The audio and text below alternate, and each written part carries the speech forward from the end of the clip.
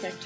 Hmm. I am Daniel Lucas, and welcome to Abstract Essay, where ideas take shape, thoughts find depth, and every conversation explores the art of thinking beyond the obvious. And today I have my special guest. She's a future self coach, no other than Miss Alyssa Sharp. Hello, welcome, or thanks for having me, welcoming myself. Yes, welcome, Miss Alyssa. And can you please introduce more about yourself that I miss? Yeah, I am a future self coach for life and business, and I really believe about building your business around the life that you want to have by connecting with that future self vision and going from there. Miss Alyssa Sharp. Thank you so much for sharing your knowledge and wisdom to the world.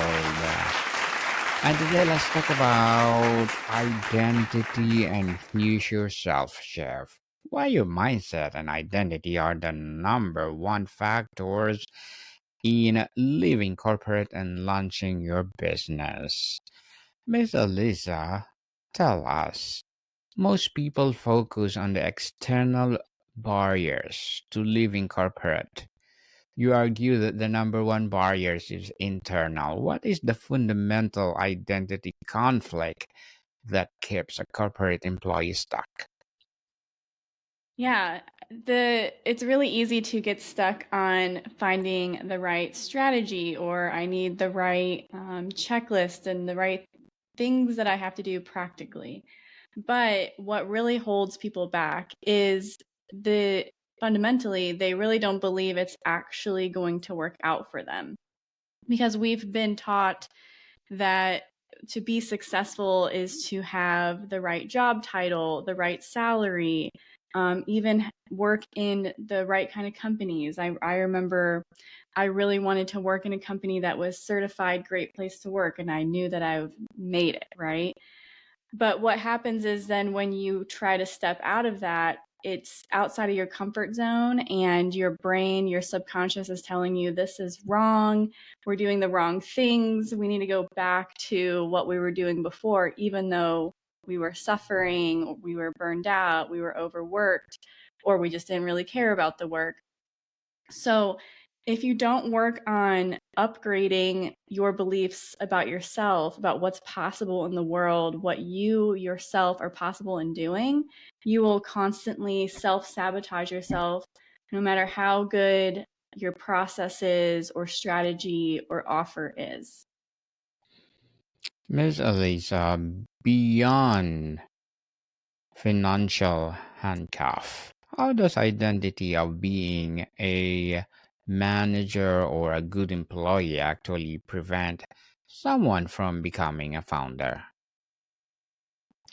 Yeah, I will say I was in that mindset myself. I was always a number one employee. I was promoted quickly everywhere I ever worked. And I always had this mindset of, well, I'm always going to be the number two. I'm the person who figures it out for the dreamy entrepreneur, or the creative people.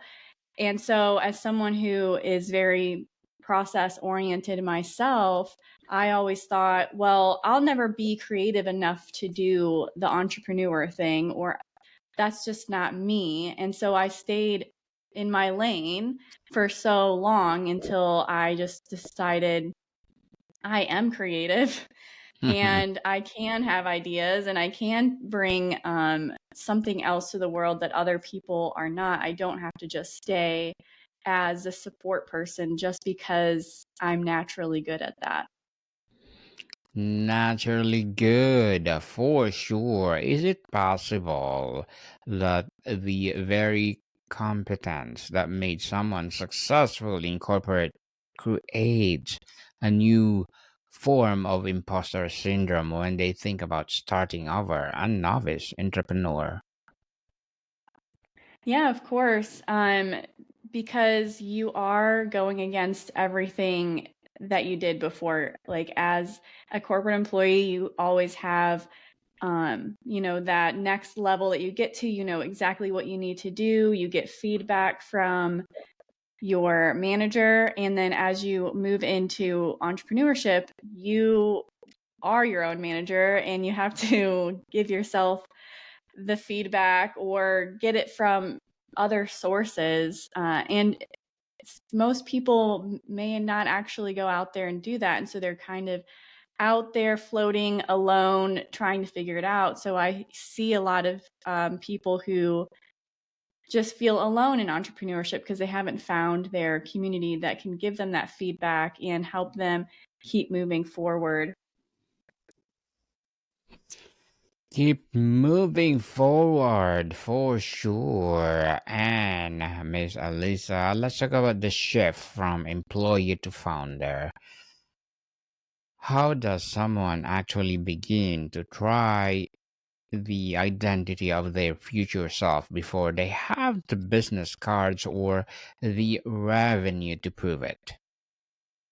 Yeah, that is a great question because honestly, having a business card, a business name, revenue, you don't need all of that to bring on that identity. All you need is to have a very clear vision. And if you know that you have something that you want to offer or you want to help people do a certain thing, like for coaching, I'm always helping people discover what are people coming to have them help with, right? Making an offer out of that and knowing that you have impact on the world, on people, stepping into what that would actually look like if you were able to make a business doing something you love, helping people, and just imagine that for a minute. What would you be doing? Where would you be? How would you feel if you had paying customers, people loved you, you were doing what you love? All you have to do is really visualize that and feel what that would feel like in your body and know that that's possible for you and start making decisions from that mindset, because now you're making the decisions from someone who is there, they're grounded, they're proud, they're centered, and they know it's possible for them. So you start making better decisions that move you forward. And maybe that decision is, hey, I am going to make a business card or I am going to make an offer to someone. Where if you're waiting to feel, if you never do the visualization and you're just waiting, you might never make any move towards actually becoming a business owner or putting an offer out there. Miss Alisa, how does the language we use about ourselves, I'm an entrepreneur versus I want to be an entrepreneur, rewire our brain for action? Yeah, that is a really good question, too. So, the way that we talk to ourselves is how we're going to continue to present ourselves in reality, and reality will bend towards that. And so, if you start to embody your identity as an entrepreneur by saying, hey, I am an entrepreneur, you might not have the revenue or the clients yet, but you are now acting and making decisions as an entrepreneur because you embody that identity now. You, like I said, you go out into the world and you kind of have that vibe about you, and some people can feel the difference in your energy. The caveat I think sometimes with affirmations that we can run into is if you feel like you're just lying to yourself, if you're just like, I am an entrepreneurial, but really you kind of feel a little bit icky or you feel a little bit like sticky, there's still something, that means there's still something in you that really doesn't believe that it's going to work out for you. And that's a point where you need to be aware, like, hey, I'm trying to say I am this new identity, but there's something that I'm still stuck on. And that's where you can journal and figure out what is blocking you from believing that you can actually do it.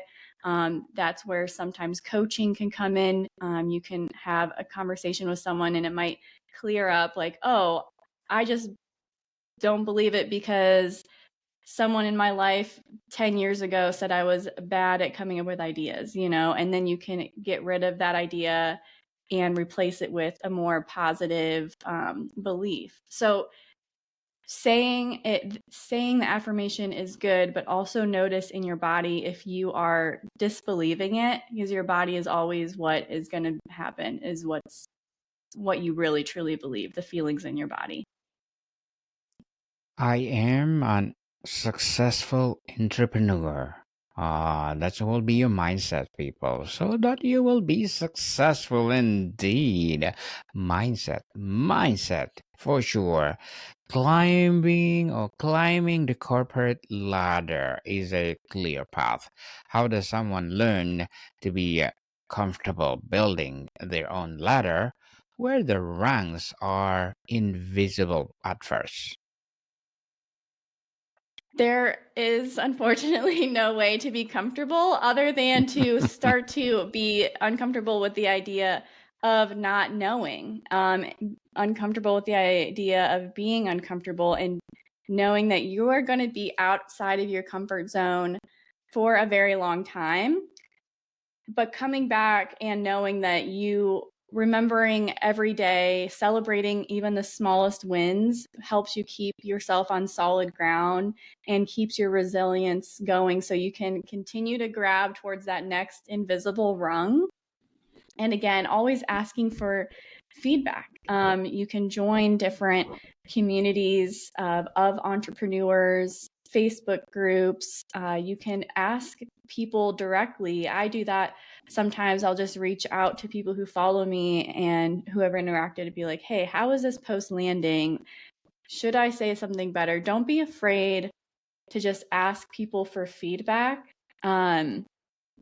It's not rejection. It's if you get bad feedback or if they're just like, I have no idea what you're talking about. It's just a redirection for you. And that's the only way you can get direction when you're out there as an entrepreneur, is just to ask. Ask people and you will be given. I Mm-hmm. think that's a good analogy for that. What is the simple or what's one simple actionable practice someone can trust today to begin strengthening their founder identity muscle? Yeah, I think a daily practice that helps me is I actually have a vision kind of document where I've written a pretty detailed version of me, like of 2 years in advance. This is who I am. This is how I show up in the world. This is what I've achieved. And just keeping that clear vision um, daily and remembering that this is the version of me that I'm making decisions from.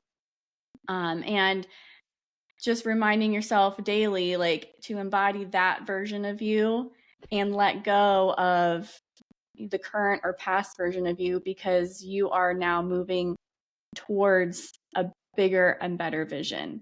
And I've noticed that as I've done it now for almost a year, my vision has expanded because I see other people doing amazing things. I realize I do amazing things, and I continuously write bigger and larger goals and visualizations for myself. So start where you can and just continue to read it every morning, or in the evening before you go to sleep, and just remind yourself, what is your actual future vision? Miss Alyssa, tell us, how can aspiring entrepreneurs collect a proof of their new identity through small low-risk actions before they ever give their notice? Yeah, celebrating small wins is something that's really important. So even if you have just one follower on Instagram and you are posting something, that you're impacting that one person. Or if you put on an event and only a few people show up, you're still impacting those 3 people. And I would just encourage you to show up as if you are talking to 10,000 people, every single day, no matter how many followers or how many people are at your event. Because as you continue to impact small numbers of people, that creates a ripple effect, and they share your message. It eventually snowballs. But also, outside of just what you're sharing, just celebrate yourself for even making hard decisions. Entrepreneurs, you have to decide, you have to say no to things sometimes. And if you are able to step into your future self and say no to certain opportunities, or start to remove yourself from relationships or experiences that are detracting from your vision, those are things to celebrate as well. They might not be visually seen by other people on the outside, but you know that you are starting to make changes in your life that are impacting how you're going to be in the future. And those are things that will continuously to reinforce your identity, the identity that you want to have. And it'll start to snowball, and you'll start to see things everywhere.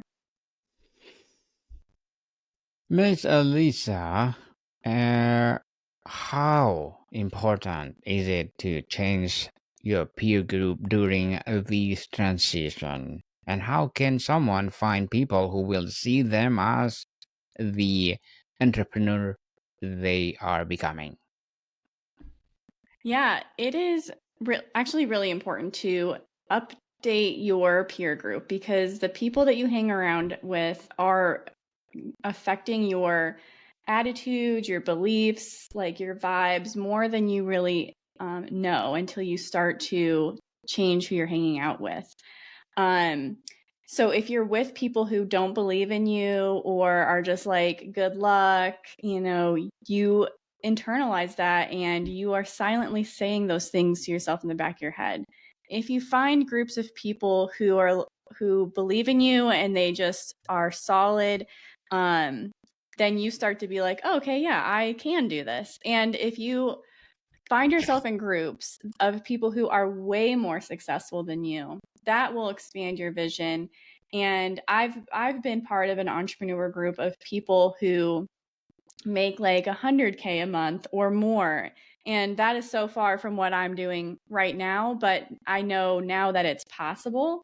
So that is in my vision. And those people who are successful are never going to judge someone who is just starting, because they know you have to start somewhere, and they will only pull you forward.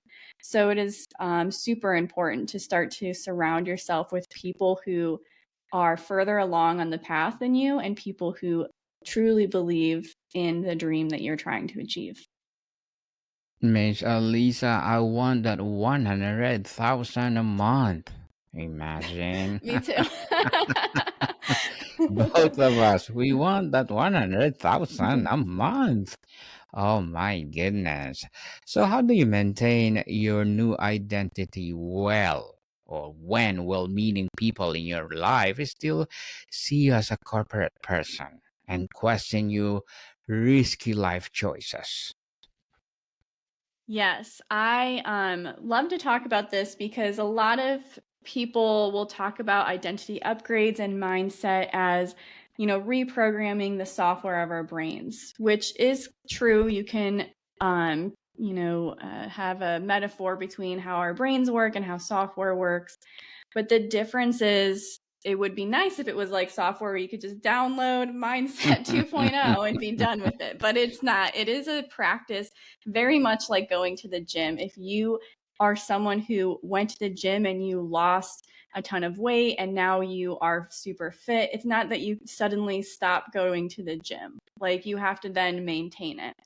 One, the big hurdle of just updating your programming and getting rid of like all of our limiting beliefs and things that are holding us back, replacing it with that new identity of planning from possibilities and excitement and vision. You have to maintain that, because we have been programmed our whole life to talk negative about ourselves, to think the worst is going to happen, to be as risk averse as possible. So it really is kind of that daily practice of reviewing your vision. I have a daily meditation practice to help just settle all the thoughts that come in my brain. Like, we're on social media, and no matter what, no matter how little time you try to spend on there, you are getting so many signals and messages that you just need space for your brain to drop all of the things that the world wants you to pay attention to and remember who you are. So having a daily meditation practice, even if you just start with 5 minutes a day, and then reviewing your vision of where you actually want to go, like your true wants, not what society wants you to go, is very important. And that's a hard part too, is letting go of what society expects of you. That was one of the hardest things for me to let go, because I was like first generation going to college. I had a like a white collar job. I was doing everything perfectly, and it was hard to. I felt like I was going to disappoint a lot of people, right? But I had to Yes. let that go and realize my life isn't about making sure other people aren't disappointed. It's about building this impact that I have this calling for. And so you have to just let go of disappointing other people, or what other people think about what you're going to do, because the only people that really matter are the people that you're trying to actually help. And if you are still stuck worrying about what other people are thinking about you and judging you for, then you're not able to help the people that are waiting for you. What was the most difficult part of your own identity shift from your corporate self to your entrepreneurial self? I think one of the most difficult things that I had to learn was the money mindset, and realizing that despite my financial success, I had a scarcity mindset, and I was afraid to spend money. I was also afraid to ask for money. Like, I was afraid to just price my programs at a price that would be sustainable for me to have a living. And at first, I had coaches that said, just do it. And I was doing it. I was kind of forcing myself, but I just felt a lot of incongruence a lot of times, until finally I picked up a book about money mindset and realizing that, a lot of the things in our head is very similar, holding us back, that, money doesn't grow on trees, that you need to save money. The idea of actually spending money on yourself as an investment versus being selfish.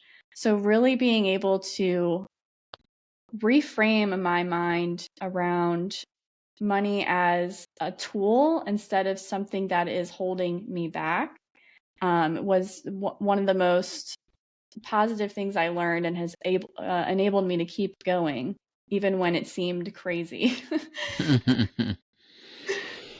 Well, Miss Alyssa, based on your work, what is the single biggest indicator that someone has successfully made the internal shift and it is truly ready to take the external leap? I would say I can see when people make the shift because their vibe just changes. It just suddenly seems like it they go from 0 to 100. Like, I don't know if I'm going to do that, or I don't know what I need to do. But as soon as they make the shift, you just suddenly know exactly what you need to do, and you start taking action. You almost don't even need me to tell you what the action is, because you have now embodied the identity of someone who takes action. And so you figure it out because you've asked your future self guide, and you've connected with them, and so they innately know, oh, of course, this is what I'm supposed to be doing. Like, I don't know why I was worrying about all that stuff before. So you can kind of see that they've um, stopped resisting, and they start figuring out what is the next step on their own. Miss Alyssa, before we wrap up our discussion for today, I'm inviting you to please do listen to my other podcast, people. My other podcast, because my abstract essay is already in fifth season, abstract poetry in second season, and my book 101 review in fifth season too. Comedy 101 in second season, and my food 101 in fifth season as well. Geography 101 in fourth season, and my baby podcast Low 101 and mental health 101 love letters in third season, and movie 101 review and music 101 in fourth season, and science 101 and sex 101 in its first season. Please listen to them wherever you listen your podcasts. So, Miss Alisa, for someone listening or watching right now who feels the tag to leave corporate but it's terrified, what is your one message of encouragement about the power they already hold with their own mind? Yes, my one message of encouragement is you, like you said, you have the power of your own mind. Take the time to just go internally, meditate, connect with a version of you that what you want your day to day to be. And just remember to embody that every day. I just had a session with someone earlier who did a visualization, and he said he felt so much lighter and happier because he was visualizing his day after he's succeeded. And you have access to that feeling whenever you want. You just have to go into your visualization and know that you're on the path to that feeling. So that's what I would suggest. Miss Alyssa Sharp, thank you so much for sharing your knowledge and wisdom to the world. So can you please invite our listeners to support your advocacy, your business, or whatever projects that you're doing right now? Yeah. If you are interested in working with me, I have the Freedom Creators Club if you want to leave corporate and build your coaching offer. If you want to do that in Costa Rica, I'm having a 7-day retreat next June where we'll be in the mountains of Costa Rica, connecting to our future self and leaving with an offer that you can market after. Yes, people, let's support Miss Alyssa Sharp because if you support her, for sure, more and more empowering business to come. So, Miss Alyssa, thank you so much for your time. Thank you. More to come, people. See you soon.